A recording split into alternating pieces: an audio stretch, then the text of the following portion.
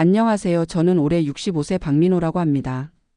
요즘 건강에 대한 관심이 많으신 분들께 꼭 들려드리고 싶은 이야기가 있어서 이렇게 사연을 보냅니다. 제가 겪은 일을 통해서 건강에 좋다는 음식도 잘못 먹으면 오히려 독이 될 수 있다는 것을 뼈저리게 느꼈거든요. 지금 생각해보면 정말 어리석었다는 생각이 들지만 당시에는 정말 좋은 일을 하고 있다고 믿었었습니다. 저는 35년 동안 제조업체에서 생산직으로 일하다가 작년에 정년퇴직을 했습니다.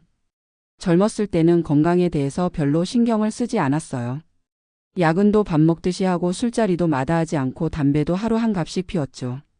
건강검진 통지서가 와도 귀찮다고 미루기 일쑤였고요. 그런데 나이가 들고 퇴직을 하고 나니까 갑자기 건강이 걱정되기 시작했습니다. 시간도 많아지고 하니까 TV 건강 프로그램도 자주 보게 되고 인터넷으로 건강 정보도 찾아보게 되더라고요. 그때까지만 해도 건강에 대한 관심이 생긴 게 좋은 일이라고 생각했습니다. 퇴직하고 몇 달 지나니까 위험이 생겼어요. 아마 스트레스도 있었고 집에서 혼자 있다 보니까 식사도 불규칙하게 하게 됐거든요. 속이 쓰리고 소화도 안 되고 트림도 자주 나오고 정말 불편했습니다. 병원에 가서 위내시경을 해보니까 만성위염이라고 하더라고요. 의사 선생님이 약을 처방해 주시면서 식습관 개선과 스트레스 관리를 당부하셨어요.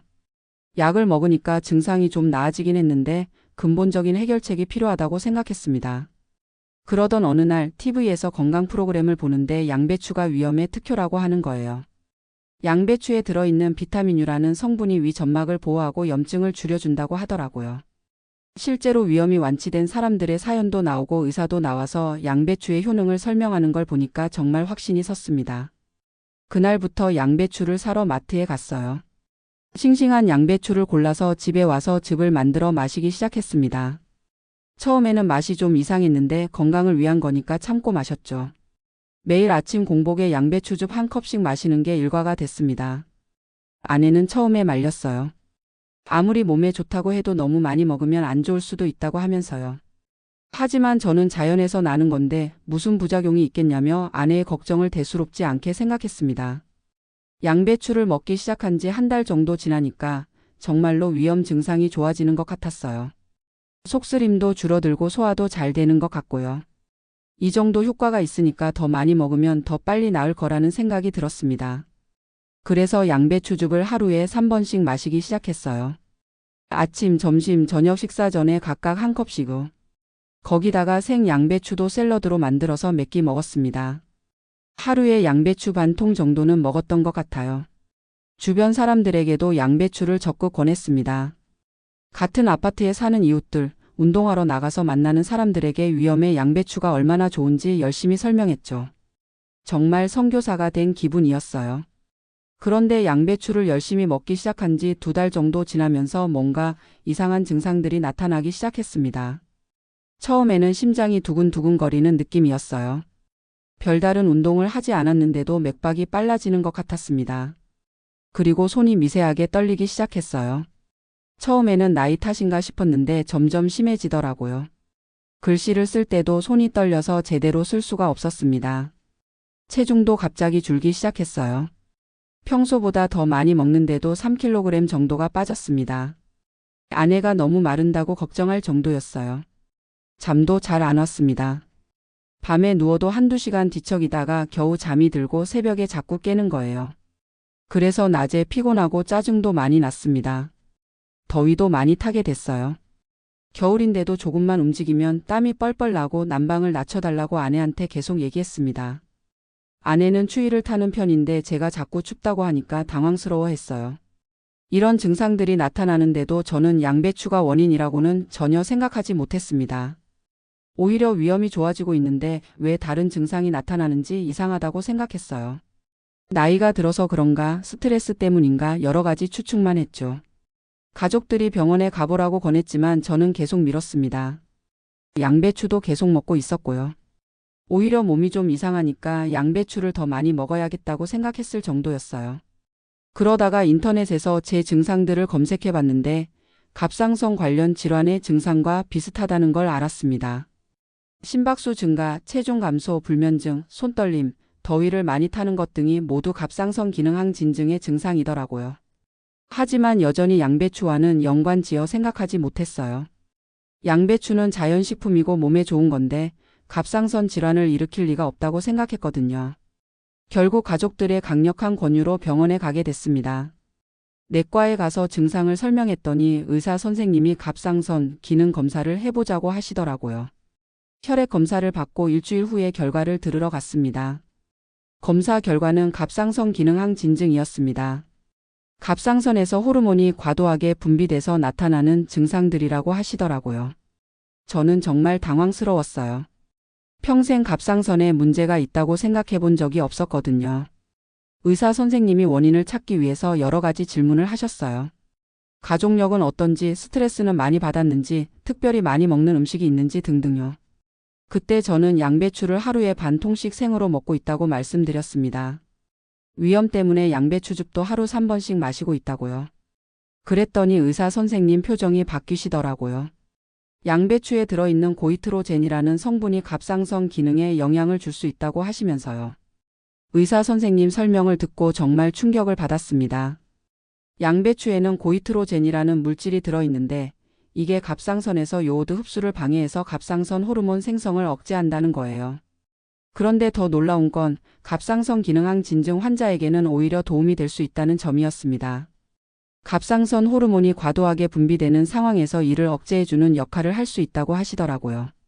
하지만 문제는 제가 양배추를 생으로 너무 많이 먹었다는 점이었습니다. 고이트로젠은 열을 가하면 파괴되는데 저는 계속 생으로만 먹었던 거죠. 게다가 하루에 반 통씩 먹은 건 과도한 양이었다고 하시더라고요. 의사 선생님 말씀으로는 저 같은 경우에는 양배추의 고이트로젠 때문에 갑상선 기능이 과도하게 억제됐다가 몸이 이를 보상하려고 하면서 오히려 갑상선 기능항 진증이 발생했을 가능성이 높다고 하셨어요. 정말 어이가 없었습니다. 건강에 좋다고 믿고 열심히 먹었던 양배추가 오히려 제 건강을 해쳤다니요. 아내 말을 들을 걸 하는 후회가 밀려왔습니다. 의사 선생님은 우선 양배추 섭취를 중단하고 항갑상선제를 복용하라고 하셨어요. 그리고 2주에 한 번씩 병원에 와서 경과를 지켜보자고 하시더라고요. 집에 돌아와서 아내한테 진단 결과를 얘기했더니 아내가 그러게 내가 뭘 했냐며 한숨을 쉬더라고요. 아무리 좋은 약도 과하면 독이 된다는 말이 있는데 왜 그렇게 무리하게 먹었냐고 하시더라고요. 그날부터 양배추 섭취를 완전히 중단했습니다. 냉장고에 있던 양배추들도 모두 버렸어요. 아깝기는 했지만 더 이상 위험을 감수할 수는 없었거든요. 항갑상선제를 복용하기 시작한 지 한 달 정도 지나니까 증상들이 서서히 좋아지기 시작했습니다.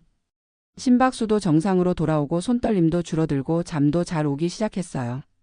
체중도 조금씩 회복됐고요. 의사 선생님이 말씀하시기로는 저 같은 경우에는 적절한 치료를 받으면 완전히 회복될 수 있다고 하시더라고요. 다만 앞으로는 건강식품이라고 해도 함부로 과다 섭취하면 안 된다고 강조하셨습니다. 특히 양배추 같은 십자화과 채소들은 갑상선 기능에 영향을 줄 수 있으니까 조심해야 한다고 하시더라고요. 브로콜리, 케일, 콜리플라워 등도 마찬가지라고 하셨어요. 그렇다고 해서 이런 채소들을 아예 먹으면 안 되는 건 아니라고 하시더라고요. 적당한 양을 익혀서 먹으면 오히려 건강에 도움이 된다고 하셨습니다. 문제는 과도한 섭취와 잘못된 섭취 방법이라고 하시면서요. 이 일을 겪고 나서 제가 그동안 먹어왔던 다른 건강식품들도 다시 점검해 봤습니다. 홍삼, 오메가3, 비타민 D 등 여러 가지를 먹고 있었는데 각각의 적정 섭취량과 주의사항들을 다시 확인해 봤어요. 놀랍게도 제가 몇 가지는 권장량보다 훨씬 많이 먹고 있었더라고요. 좋은 건 많이 먹으면 더 좋을 거라는 생각이 완전히 잘못됐다는 걸 깨달았습니다. 이제는 건강식품을 먹기 전에 반드시 의사나 약사에게 상담을 받습니다. 제 건강 상태와 복용 중인 약물을 고려해서 적절한 양과 방법을 정해 주시거든요. 현재는 갑상선 수치가 정상으로 돌아왔습니다. 약물 치료를 6개월 정도 받은 후에 서서히 줄여나가고 있어요. 위염도 적절한 식단 관리와 스트레스 조절로 많이 좋아졌고요. 양배추도 이제는 조금씩 다시 먹고 있습니다. 다만 생으로 먹지는 않고 살짝 데쳐서 먹거나 국물에 넣어서 끓여 먹어요. 하루에 한 입 정도만 먹고 있고요. 이런 경험을 한 후에 제 주변 사람들에게도 꼭 당부하는 말이 있습니다. 건강 정보를 접할 때는 반드시 출처를 확인하고 개인의 건강 상태를 고려해야 한다는 거예요. 특히 인터넷이나 TV에서 나오는 건강 정보들은 일반적인 내용일 뿐이지 모든 사람에게 다 맞는 건 아니라는 점을 명심해야 합니다.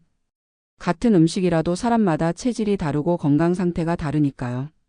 무엇보다 중요한 건 과유불급이라는 말입니다.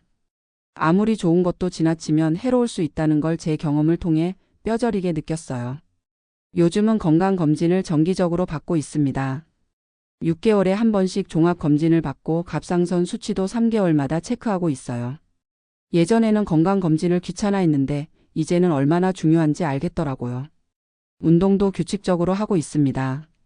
매일 아침 30분씩 동네 한 바퀴 걷기를 하고 일주일에 3번은 헬스장에 가서 가벼운 근력 운동을 해요. 무리하지 않는 선에서 꾸준히 하는 게 중요하다는 걸 배웠거든요. 식단도 균형 있게 짜고 있습니다.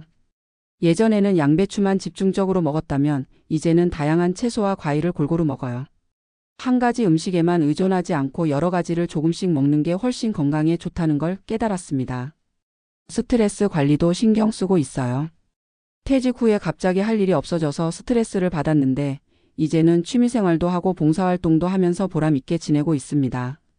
제가 이런 경험담을 주변 사람들에게 얘기하면 다들 놀라세요. 양배추가 갑상선에 영향을 줄 수 있다는 걸 모르는 분들이 대부분이거든요. 저처럼 무작정 많이 먹고 계신 분들도 있고요. 특히 같은 나이대 분들은 건강에 대한 관심이 많으세요. 그런데 정보를 제대로 검증하지 않고 받아들이는 경우가 많더라고요. 저도 그랬으니까 남의 일 같지 않아요. 이웃 중에 한 분은 저 얘기를 듣고 바로 병원에 가서 상담을 받았어요. 그분도 양배추즙을 매일 마시고 계셨는데 갑상선 기능 저하증이 있으시더라고요. 의사 선생님이 그분은 오히려 양배추를 익혀서 먹는 게 좋겠다고 하시더라고요. 이런 일들을 보면서 같은 음식이라도 사람마다 다르게 작용할 수 있다는 걸 실감하게 됩니다. 제게는 독이 됐던 양배추가 다른 분에게는 약이 될 수도 있는 거죠.